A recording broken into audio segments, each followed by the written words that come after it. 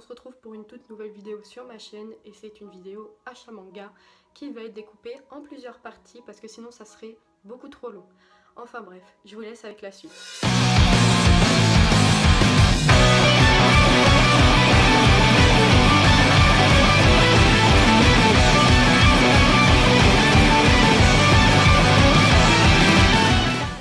Le tome 2, j'ai déjà lu le tome 1 mais je n'ai pas eu le temps de lire le tome 2 donc je ne sais pas ce que ça donne, mais sachant que j'ai bien aimé le tome 1, je pense que je vais autant apprécier le tome 2 que je garde donc pour mon voyage en France. Ensuite, le tome 1, 2 et 3 de Dr Stone, toujours chez Glénat, que j'ai acheté d'occasion sur le site de Gilbert Joseph.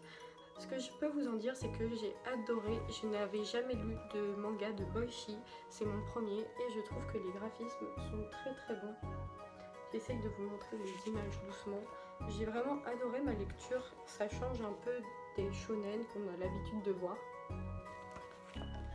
Du coup j'ai lu les trois et je pense vous en faire une review très bientôt. Dites-moi en commentaire si ça vous dit ou pas d'avoir une review sur le manga, je précise le manga. Le tome 4 et le tome 5 de Chocolat et Vanilla que j'ai trouvé d'occasion pour un peu moins de 2,30 €. Le vendeur m'a fait une super offre en fait dans son magasin. Je suis ressortie avec cela plus deux autres mangas pour environ 17 €, ce qui valait grave le coup.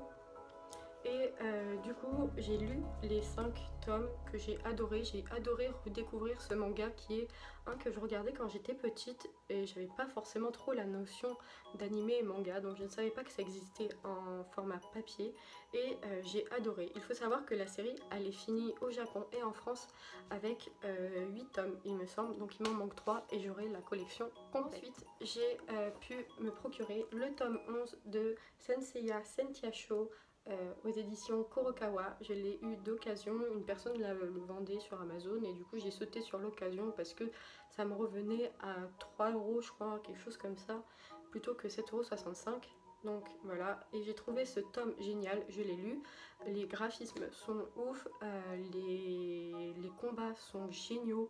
Honnêtement penchez-vous sur cette série parce qu'elle mérite d'être davantage connue, même si je crois qu'elle est difficile à trouver parce que c'est que sur commande qu'on peut l'avoir en librairie, sauf quand c'est évidemment le dernier tome qui est sorti. Et j'ai acheté également le tome 12. Le tome 12 par contre je ne l'ai pas lu, je le garde pour mon voyage. Du coup il partira avec moi dans ma valise et je vous ferai une petite review sur ce tome au moment où je l'aurai lu. Et pour vous montrer les dessins, parce que c'est les tomes 11 et 12 et je préfère ne pas vous spoil, j'ai pris le tome 1 pour vous montrer un petit peu la qualité des dessins, notamment le fait qu'il y a des superbes pages couleurs comme celle-ci. Et les dessins sont vraiment très bien faits.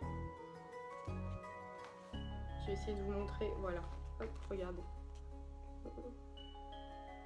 Je trouve qu'ils sont genre magnifiques ces dessins. Toujours Blue Ace Ford, le tome 2 de Takahiro au scénario et Strelka au manga.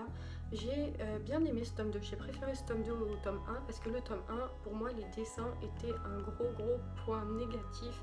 Je trouvais que Akame n'était pas très bien dessiné, que les persos principaux, donc ceux-ci là, étaient mal dessinés comparé aux personnages secondaires qui pour moi avaient un visage plus humain en fait. Et c'est ça que j'ai trouvé dommage, mais ici le dessin passe mieux, je trouve qu'il s'est amélioré en même pas un tome. Je vous montre un petit peu les images. Après les combats honnêtement sont très bien réalisés, mais voilà, ça n'a pas pour moi le niveau de dessin de Akame ga Kill ou Akame ga Kill 0 que je trouve à un niveau supérieur comparé à sa suite. On reprend avec Helvetica, le tome 1 et le tome 2. Ce sont les nouveautés de chez Kurokawa. Je ne les ai pas encore lus parce que pareil, je préfère les garder pour mon voyage, mais je vais vous en faire un retour très bientôt, que ça soit dans une vidéo lecture ou alors sur un post sur Instagram. Je vais vous en reparler dans tous les cas parce que si j'ai bien compris, ça parle d'une chasse aux sorcières un peu dans les temps modernes. J'ai hâte de voir ce que ça donne, mais en tout cas les couvertures sont juste magnifiques là avec le fluo comme ça. Je trouve qu'ils sont vraiment très belles et le style me donne vraiment envie de les lire, mais je me retiens parce que sinon je sais que je vais les dévorer en même pas quelques heures. Chez Kazé, j'ai acheté le tome 3 de Hell's Paradise, donc la suite du manga, et je l'ai lu et j'ai adoré ce manga, j'ai adoré ce tome 3 où on en apprend beaucoup plus sur la... Comment dire, on en apprend beaucoup plus sur l'île, sur l'élixir d'immortalité et sur ses habitants. On voit aussi le premier vrai antagoniste de l'histoire, enfin les antagonistes de l'histoire qui vont apparaître, et on se dit que cette quête d'immortalité va devenir de plus en plus dure pour, je crois qu'il s'appelle Gabimaru, voilà, pour Gabimaru, et je me dis que ça va être de plus en plus dur pour lui, et sa quête pour essayer donc de rentrer chez lui va être très compliquée. Ce que je peux vous en dire, c'est que c'est un très bon manga de chez Kazé et qu'il faut absolument que vous vous lanciez dans sa lecture parce que c'est juste génial, que ça soit au niveau des dessins ou au niveau scénaristique, c'est vraiment une petite pépite. Chez Kazé, j'ai acheté le tome 6 de We Never Learn. We Never Learn, c'est une série que j'adore, en tout cas chez Kazé. C'est dans le même style que Nisekoi, sauf que là, nous sommes dans le milieu scolaire, enfin comme Nisekoi. Nous sommes dans le milieu scolaire, mais ici, notre héros principal donc va devoir aider les jeunes filles ici présentes, les 3 jeunes filles, à obtenir un diplôme, leur examen en fait, dans la matière qu'elles maîtrisent le moins. Ensuite, chez Kazé, toujours Twin Star Exorcist, le tome 1, c'est un manga que j'avais déjà lu en scan, je sais c'est pas bien, mais je préfère du coup les acheter maintenant en format papier parce que c'est une série que j'ai adoré lire, que je trouve juste génial. C'est un peu dans le même délire que Blue Exorcist, mais en beaucoup plus violent, en beaucoup plus mature, je dirais, même si ce sont encore une fois des enfants.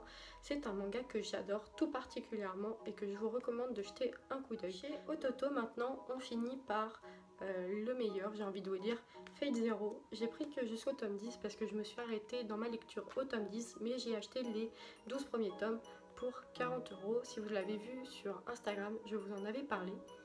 Et du coup, ce que je peux vous en dire, c'est que j'ai adoré ce tome 10 qui nous parle du passé de Kiritsugu et Miya, donc le protagoniste de l'histoire. Et on comprend un peu plus pourquoi il est devenu aussi froid, aussi en colère contre les mages, pourquoi il est devenu un tueur de mages, comment il a fait pour développer toutes ces techniques. Et j'ai trouvé ce tome très intéressant de ce point de vue là. On le voit du coup sous un nouvel œil et on se dit qu'au final il n'a peut-être pas une vision si biaisée que ça du monde, et c'est pour ça que j'ai vraiment apprécié énormément ce tome 10. Et puis la couverture est juste magnifique. Je trouve de toute façon à chaque fois que Fate Zero, il a des magnifiques couvertures, que ce soit toujours chez Ototo, je trouve qu'ils font un travail de ouf au niveau de leur jaquette et au niveau de la qualité d'impression également. Je trouve juste cette maison d'édition géniale. Ensuite, j'ai pris chez Ototo Sword Art Online Alternative GGO, Gun on Live, le tome 2. J'ai lu le tome 1 que j'ai vraiment beaucoup aimé, j'ai vu l'animé, donc je connais ce qui se passe dans cette histoire. Et ce que j'aime ici, c'est que les dessins, encore une fois, sont juste géniaux. De toute façon, Ototo, quand il édite un manga, vous pouvez être sûr que la qualité des dessins, la qualité graphique sera toujours présente. Donc je l'ai pas lu, donc j'ai rien à dire dessus, mais c'est un très bon manga, sachant que j'ai lu le tome 1 et que j'ai vraiment aimé. Toujours chez Ototo, Ultramarine Magmel, le tome 2 avec sa jaquette juste magnifique, qu'on se le dise. Donc j'avais beaucoup aimé le tome 1, j'ai lu le tome 2 que j'ai beaucoup aimé aussi. Le seul bémol, c'est que on a peut-être on a beaucoup de pages qui sont dédiées à une histoire inédite. On a tout ça de pages. Donc ça c'est que une histoire inédite et du coup ça nous enlève quand même une bonne partie du manga qui, je trouve, s'est fini vraiment trop vite. C'est le seul truc négatif, j'ai envie de vous dire.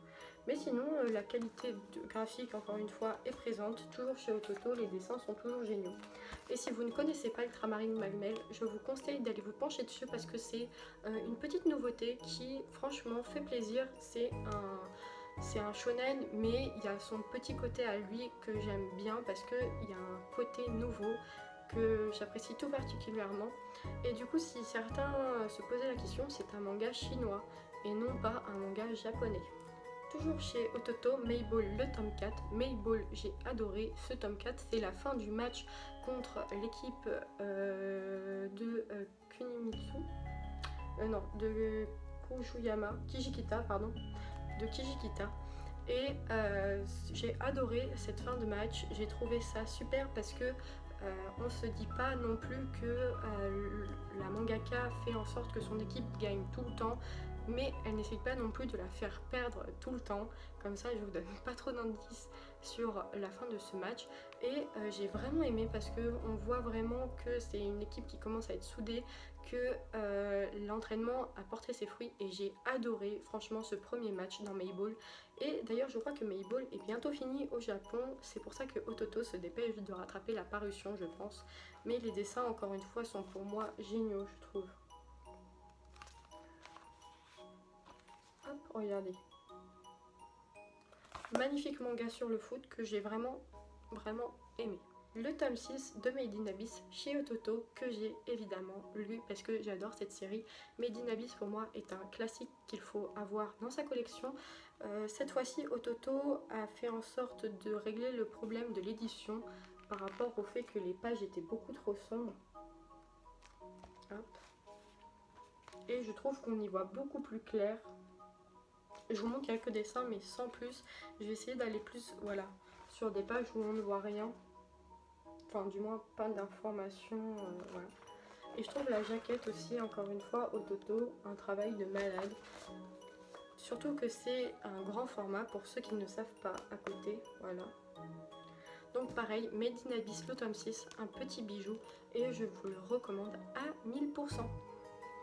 Donc voilà, cette vidéo est terminée, on se dit à la prochaine. Surtout n'hésite pas à t'abonner à la chaîne et à laisser un petit like et commentaire.